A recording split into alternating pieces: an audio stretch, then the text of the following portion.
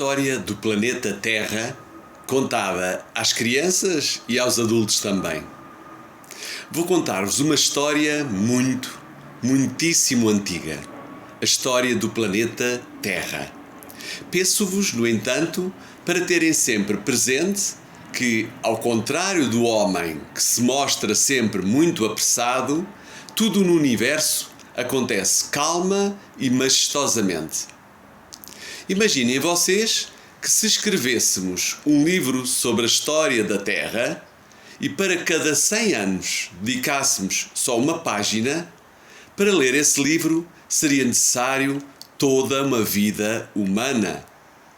Esse livro teria 200 milhões de páginas e alguns 2 quilómetros de espessura. Mas vamos ao que interessa. Há muito que geólogos, paleontólogos e outros cientistas se ocupam do estudo do planeta Terra. Porém, torna-se quase impossível conhecermos fidedignamente a sua história, que tem milhares de milhões de anos de existência. Por exemplo, não só ignoramos em absoluto como a Terra se formou, como não sabemos com exatidão a sua idade e pouco conhecemos do longuíssimo período que vai do seu surgimento até ao aparecimento das primeiras formas de vida, que seria como a pré-história do nosso planeta. Sabemos que no início a Terra era um globo de incandescente matéria, girando no espaço, que lentamente foi esfriando. De onde surgiu essa matéria em brasa é coisa que ninguém até hoje descobriu.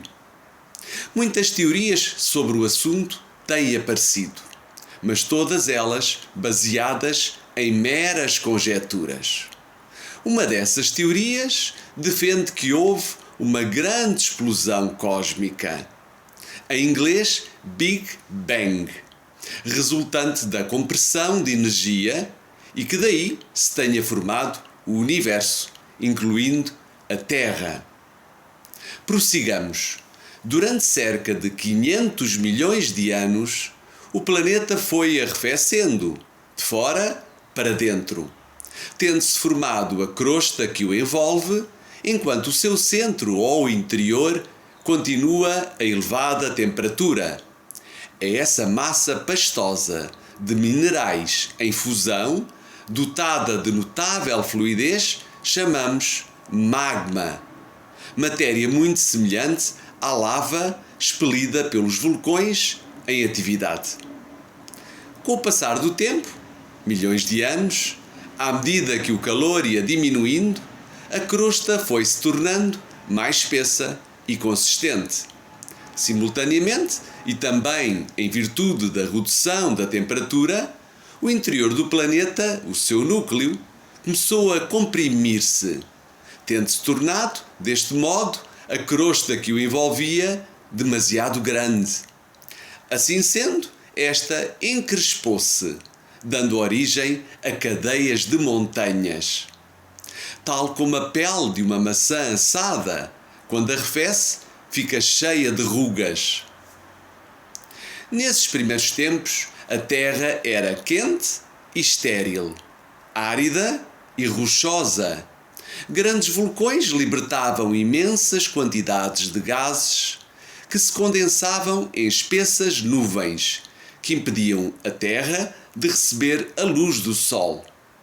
Não chovia, visto que qualquer água que caísse se transformava de novo em vapor. Não existiam os oceanos, não existiam plantas, aliás, não existia vida de espécie alguma. Em suma, um cenário aterrador. Finalmente, quando o arrefecimento da crosta terrestre permitiu que a água aprisionada nas nuvens se libertasse, vieram o que se chamou as grandes chuvas. Muito violentas e intensas, grandes tempestades que duraram meses, anos, séculos, talvez milénios. Essa água espalhou-se enchendo as partes mais fundas da superfície da Terra, assim nascendo os oceanos. Só quando cessaram essas grandes chuvas é que o Sol pôde estender os seus raios até ao nosso mundo que se preparava para receber a vida. Uma vez que o ar existente na atmosfera era irrespirável, maioritariamente composto por dióxido de carbono, não espanta que tenha sido no mar que tenham aparecido os primeiros seres vivos de que temos notícia.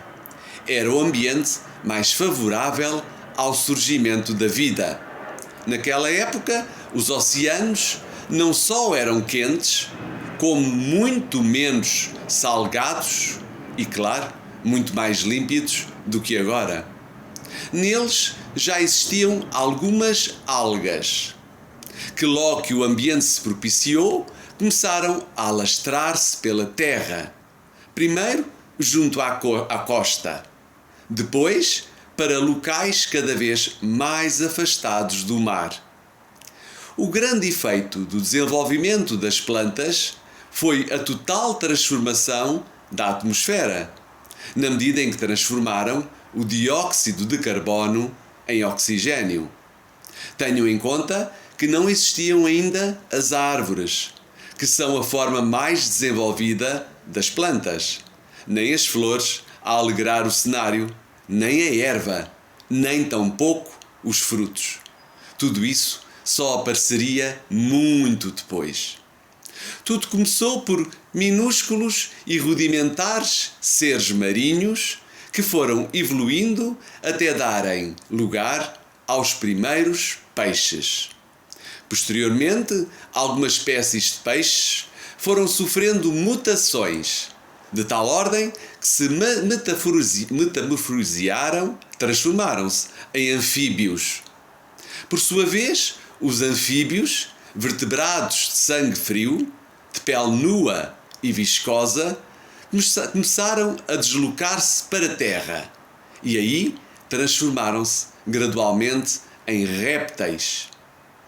Com o passar do tempo, os répteis foram-se agigantando, de tal modo que ao pé de um desses seres monstruosos, um elefante dos nossos tempos pareceria um anão. Mais tarde, esses monstros, entre eles os famosos dinossauros, que vocês tanto apreciam, desapareceram para dar lugar às aves, aos mamíferos e, finalmente, na chamada Idade Quaternária, ou Neozoica, ao ser humano, ao homem, o único ser animal dotado de razão. E pronto, está contada a história.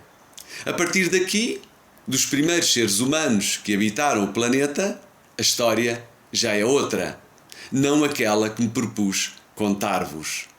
Resta-me dizer que esta história que aqui vos trago, li-a eu, com imenso prazer, num livro fantástico intitulado História da Terra, escrito em 1956, por um astrónomo britânico de nome Patrick Moore.